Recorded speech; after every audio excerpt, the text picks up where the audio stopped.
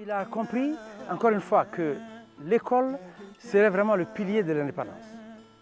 Lui-même, comme lui-même, il n'a pas eu la chance d'aller à l'école. Il n'y avait pas d'école dans toute la région où il a passé son enfance.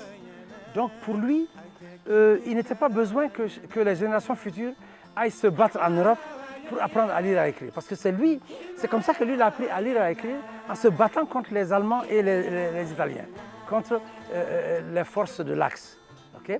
Donc il s'est dit, alors, avec le petit enseignement que je suis revenu, j'ai pu bâtir ma vie. Alors, combien de chances auraient les générations futures si on pouvait créer les écoles de proximité? Parce que si on prend les origines de l'école chez nous, est-ce que vous savez qu'à l'école coloniale, les premières écoles coloniales étaient appelées des écoles d'otages et de fils de chefs?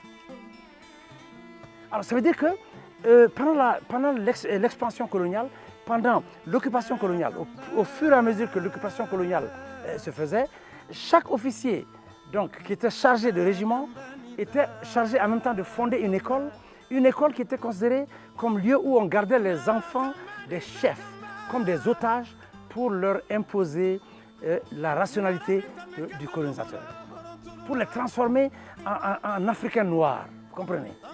Alors donc, cette école-là, si le colonisateur l'a utilisée pour essayer de nous transformer, alors mon père a compris que c'est cette même école qu'il fallait utiliser pour construire le citoyen nouveau. Et c'est pour ça qu'il a tenu, avec son maigre salaire, à fonder une école dans son village, qui a ouvert ses portes 2 semaines après l'indépendance du Mali.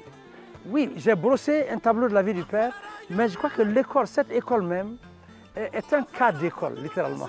C'est un cas parce que c'est comme ça que toute cette jeunesse de cette région, il y a combien de grands intellectuels qui sont sortis, qui sont devenus des gens importants pour le Mali, sont sortis de cette école.